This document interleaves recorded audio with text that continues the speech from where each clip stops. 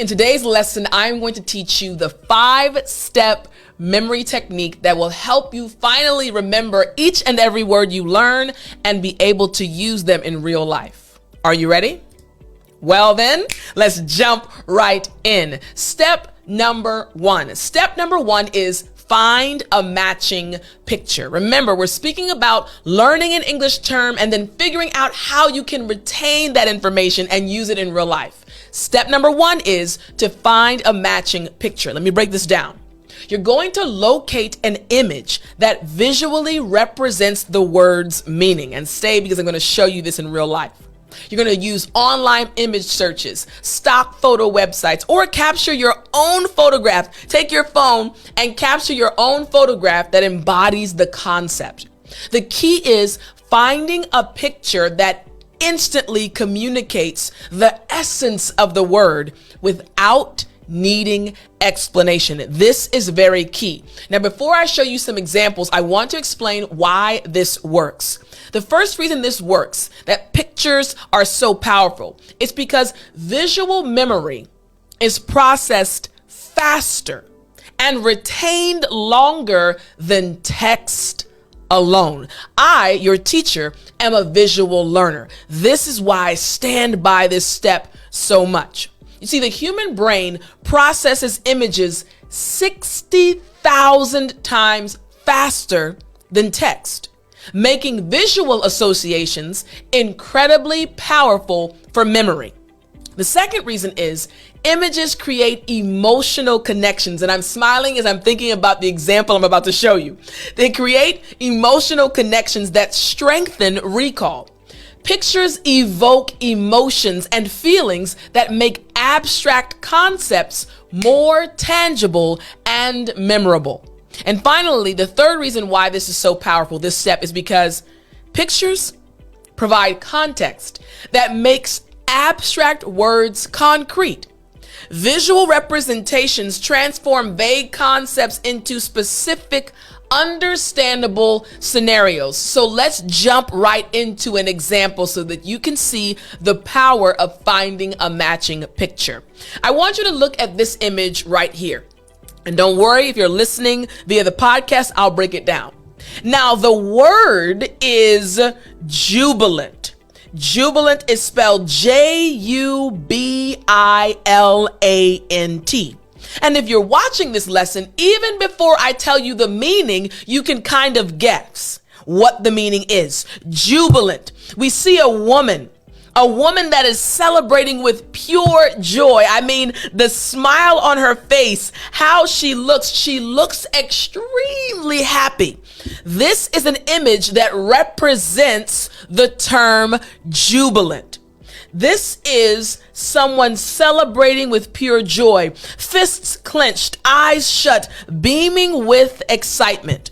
The physical expression of happiness makes the meaning unmistakable. She is jubilant. You see now this term jubilant in a picture. But what if the word we chose was serene? We were studying the word serene and now we have it. So we're looking at this image. We have the term serene and we're looking at this image. It's a beautiful image of a lake with mountains in the background, a perfectly calm mountain lake reflecting the sky and trees like a mirror. The visual stillness and tranquility embodies the word's meaning instantly. This picture by itself, all of a sudden, makes you feel calm. This is a visual representation of the term serene. You're seeing now why the first step is so powerful. Find a matching picture. What about this picture? This picture for the term dilapidated. Now that's a big word, but look at the image. Look at the image, this broken down building. Again, the term is dilapidated. And when you look at the image, you see an old crumbling building with broken shutters and deteriorating walls. The visible decay immediately communicates the state of disrepair that the word describes. The word dilapidated. This image shows you what the word dilapidated means. We had jubilant, we had serene, we had dilapidated. Now, if someone says, ooh, she felt jubilant, you'll immediately bring that picture to mind. If someone says, ooh, did you see that dilapidated building? Immediately the picture will come to mind. This is why step 1 is so powerful. Again, find a matching picture. We're talking about the 5-step memory technique. This leads us to step number 2. Step number 2 is to write a personal sentence. Write a personal sentence. What you're going to do is create your own sentence using the new term, the term you learned. This makes it personally relevant and demonstrates understanding of proper usage of that term. This active engagement transforms passive vocabulary recognition into active language production. We want you to not just remember the term, but also use it. So why does this work so well? Here's the first reason. Personal context makes words meaningful and easier to remember. When you connect a word to your own experiences, your own life, you create a unique memory. This is a trace that's easier to retrieve when you get into a conversation. Here's the second reason. Writing reinforces learning through active engagement with the term. The act of constructing a sentence requires you to understand grammar, understand context, and meaning simultaneously. And the third reason is your ability to practice correct grammar will increase, and you will be able to use what you're learning immediately. By creating your own example, you internalize proper word usage rather than just memorizing definitions. This is the English term memory technique you've been needing. So how does this look? Again, let's go back to my notes now. So we're going to be writing a personal sentence. Remember, we learned those 3 terms: jubilant, serene, and dilapidated. All right, so we have the first term. We have jubilant. So what would our sentence sound like? Here's my sentence for jubilant. I felt jubilant when I received my promotion at work last month, and I celebrated by treating my family to dinner at our favorite restaurant. Personal sentence about my situation using the term. This is step 2. Write a sentence about your life using the term. What about serene? Here's the sentence I would write for serene. The beach at dawn was so serene that I could hear nothing but the gentle waves lapping against the shore and the occasional call of a seagull. Using the term serene. And what about dilapidated? Here's the sentence for dilapidated. The dilapidated house at the end of our street has been abandoned for years, with its roof caving in and vines growing through the broken windows. These are the sentences about my life experiences connected with the terms I learned in step number 1. Now, here is the key. I want you to listen very closely. Here's the key. Each sentence connects the vocabulary word to a personal experience. So when you, my friend, write your own sentence, use a real memory or situation from your life. The more personal, the more memorable the word becomes. This is step 2 of our 5-step memory technique. And it leads us to step number 3. But before we get to step number 3, I want to tell you a bit about a system that I have created. The system is what I use to help students all around the world. Here's something that most learners never realize. You see, 15 minutes a day doesn't sound like much. But 15 minutes today, plus 15 minutes tomorrow, plus the day after that, in 1 year, that's a completely different version of you. The problem you've experienced so far was never effort, it was consistency. And the 365-day English fluency system gives you one clear lesson every day, so your progress compounds instead of resets. I want you to follow the system by going to www.speakenglishwithtiffany.com/365 system. Start following the system that has helped so many others achieve their English goals. I'll see you there. Now, let's jump into step number 3 to help you with your memory and remembering and using English vocabulary words. Step number 3 is find 3 synonyms. Now, you're going to look up your vocabulary word in a thesaurus, like thesaurus.com, or the built-in thesaurus in Word. Read through the list of synonyms provided and select 3, just 3, that are the closest in meaning. Write down all 3 words with their definitions to understand the subtle differences between them and when each might be most appropriate. So now we went from learning the terms by finding a picture, then writing a personal sentence, and now we're looking for synonyms. Why is it important for you to use or find synonyms? Reason number 1. Synonyms create multiple retrieval pathways in your memory. When you can't recall the exact word, knowing synonyms, similar words, gives you alternative routes to express the same concept. Here's reason number 2. Understanding related words deepens comprehension of the original term. By comparing similar words, you grasp, you understand subtle distinctions in meaning, tone, and usage. This is a powerful step. And reason number 3, you learn word families that increase overall vocabulary efficiency. Learning clusters of related words is more effective than learning isolated terms. This is why step 3 is so powerful. So let's check out what the example would look like by looking at my notes. So again, we are on step number 3. Now remember, we have 3 words. We have jubilant, serene, and dilapidated. Let's start with jubilant. Let's find 3 synonyms. So I've written out the 3 synonyms for the term jubilant. Now, our first synonym is ecstatic, and that just means overwhelmingly happy. Our second synonym for jubilant is elated, and that just means extremely proud and happy. Our third synonym for jubilant is overjoyed, which means extremely happy about something.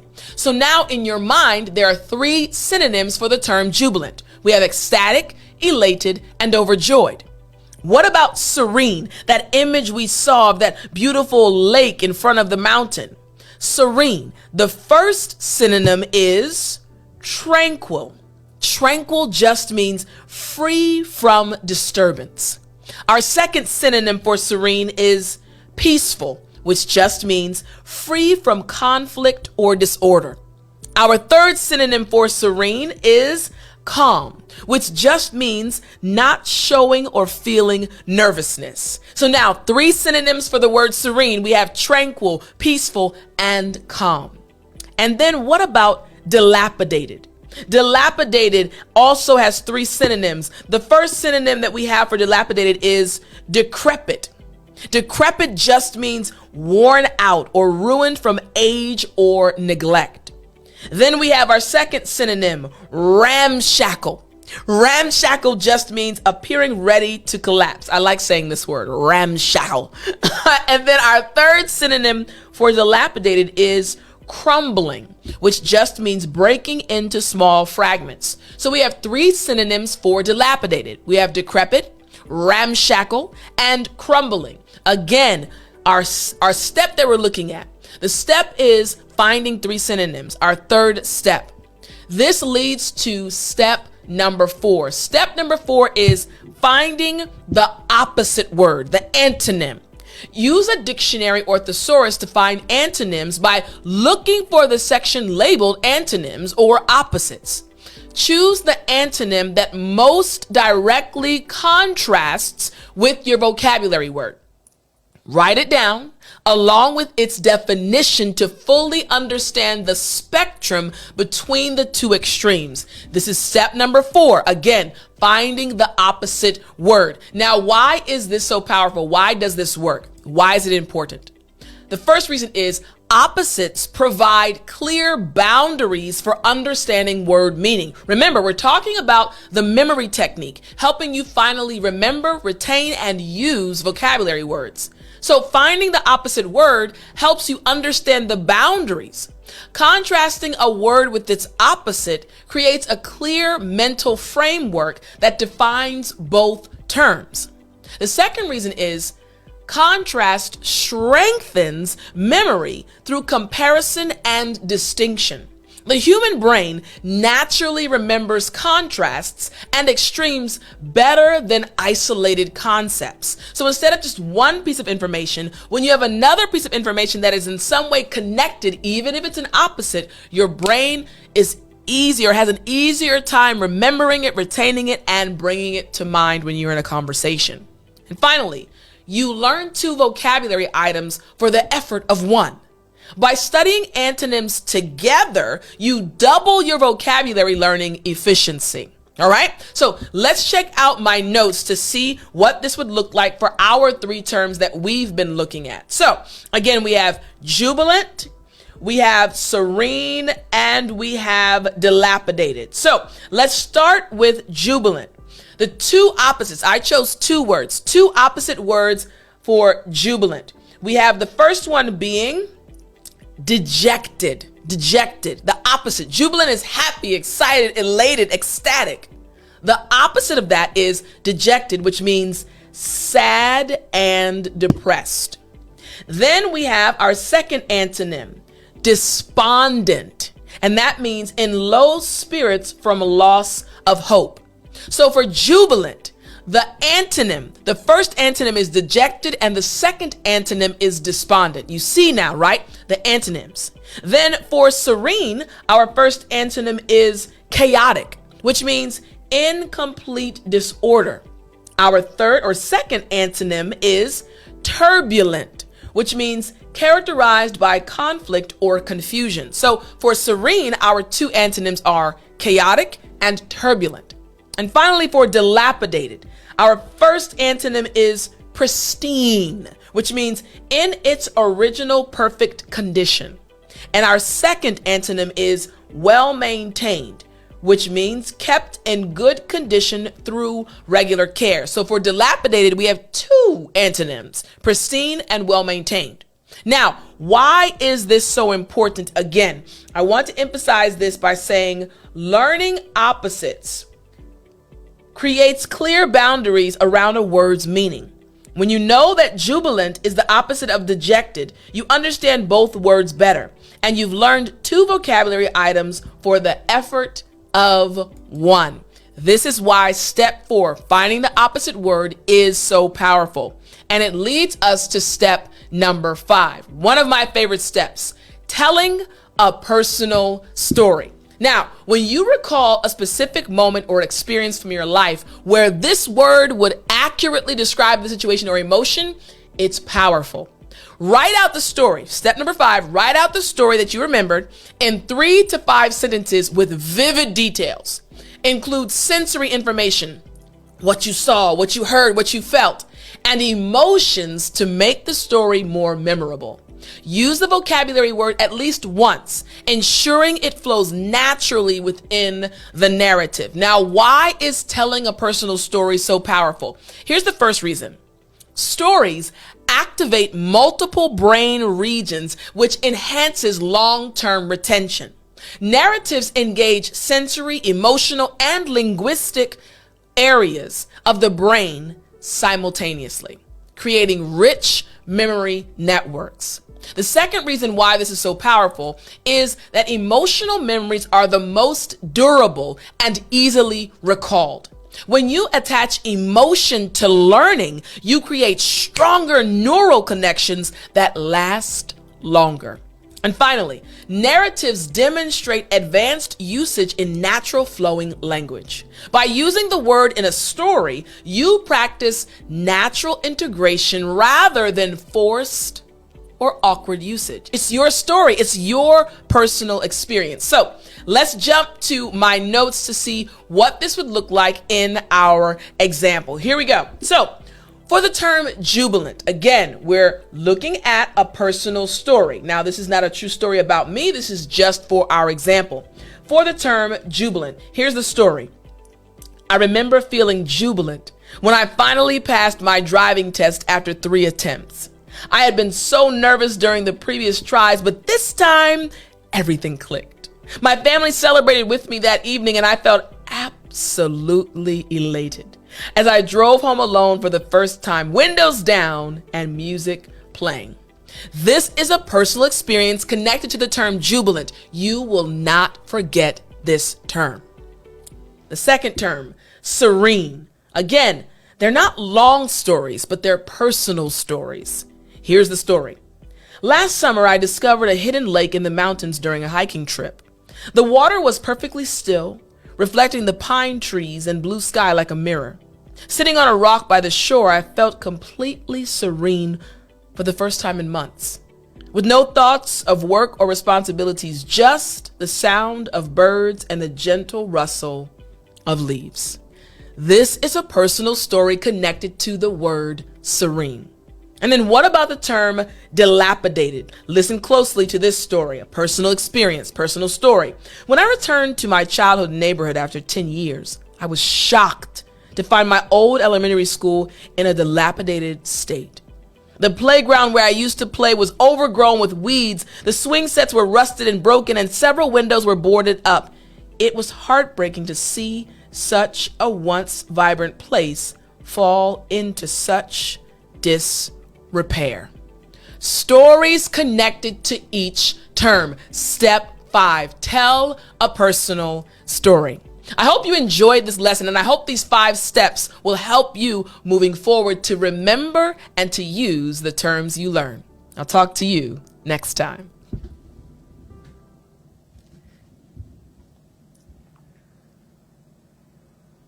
You still there? You know what time it is. It's story time. Hey, hey, hey. I said it's story time. All right. This is one of my favorite stories to tell. I taught you today the word serene as part of our example words. And many lakes look serene, the body of water just peaceful. I remember when I was in college, I too went to a lake at the base of a mountain. It looked very serene. However, listen closely. I said, if there are any snakes in this serene lake, I'm not getting in. So my friend said, oh, Tiff, come on, we're going to get a canoe and we're going to go canoeing on the lake. I said, I'm telling y'all right now, if there are any snakes in this lake, I'm not getting in the canoe. So I can swim and everything. I don't like snakes. And the snakes in the lake, So the individual who was in charge of like giving out the canoes, who worked there, said, oh, don't worry. You're fine. You don't have to worry about any snakes or anything. This lake doesn't have any snakes. Oh, okay. No problem. Let's get in the canoe. Now, there's another factor that I have to mention to you about this situation. I had just gotten my hair done. Now, listen, my hair fried, dyed, and laid to the side. It was nice. I had it pressed. I had a perm. It was long, full. It looked great. I said, I am not getting my hair wet. So I'm going to get in this canoe. Let's just proceed forward. Just keep in mind I was telling my friends, so there were 2 friends that were in the canoe with me. So there was a big group of us, but in my canoe, I had been canoeing before. And I said, you know what? I'm going to let somebody else get an opportunity, right? To canoe, to paddle. So there was a guy in front of me, and then there was a female behind me who happened to be my best friend's cousin. She was behind me. So we all set off. I'm in the middle of the canoe. Everything is going fine. We're just going across the lake. Our other friends are in their canoe on the left and on the right. But I noticed something. The look on the man's face in front of me, my friend, he looked a bit concerned. And the canoe started to wobble a bit. I said, hey, we discussed this. Listen, my hair's not getting wet. I'm not getting in this water. We're good. He was getting nervous, and so was the girl behind me. But when you have two people getting nervous and they both have the paddles in their hand, problems are your future. So they start getting nervous. Why? I don't know. I said, guys, this is how I didn't realize that neither of them had ever paddled a canoe. I knew that my friend's cousin had never. I didn't know the guy had never paddled. I said, okay, here we go. So we're going through, and the canoe is rocking now. Long story short, the canoe tipped over. I said, oh, Lord, we're in the water. My hair never got wet. Now, my hair was not short. My hair was about right here. My hair was long. Now I can swim. The canoe hit the water. Before the canoe hit the water, I was already in the water, doggy paddling, frog. I said, nope, I'm not getting my hair wet. And I was swimming towards my other friends who were in another canoe. I'm swimming quickly to get to there. I said, I have to get out this water. I paid too much for my hair. But they looked nervous. They said, Tiff, stop. I said, why are you telling me to stop? I need to get out the water. I'm getting in your canoe. If you get in our canoe, we're all going to fall in. And my stroke slowed down. I said, you're right. I said, okay. It was in that moment I also heard screaming behind me. I said, now who's screaming? Now the guy that was in the canoe with me, very muscular, very much in shape. We used to roller skate together. I assumed he could swim. When I turned around, now we all had life jackets on, so it was okay. He was flailing in the water. I said, what's going on with you? He said, I can't swim. I said, oh no. So I said, my hair is the least of my concerns. So needless to say, I didn't care about my hair anymore. I swam back over to the canoe. I said, just hold on to the canoe. You're not going to drown. Then my friend's cousin, she's screaming. I said, what are you screaming about? She could swim. She was just nervous. I said, okay, I need you. We're all in the middle of the water, just treading water. I said, you guys just calm down. You hold on to the boat, flip the boat back over. So then the person that was working there came out, got us. So we were able to get back in the canoe and we get back to the shore. The story doesn't end there. We get back to the shore. My hair's wet. Everyone's saved though. We're all alive. We're laughing and joking. And another person had come up that worked at the actual location we were at. So we're laughing. I said, y'all, I did not want to get my hair wet. We were in the middle of this water. Praise God, there's no snakes. And the person said, what did you say, ma'am? I said, oh yeah, they told us there's no snakes in the water. She said, yes, there are snakes. I said, ooh, if I would have known, I would not have been in that canoe. So we all laughed again. But the day I didn't want to get my hair wet, I didn't want to get in the water with snakes. My hair got wet and I was in the water with snakes. Sometimes things happen, but I can talk about it now. I hope you enjoyed this story and I'll talk to you next time.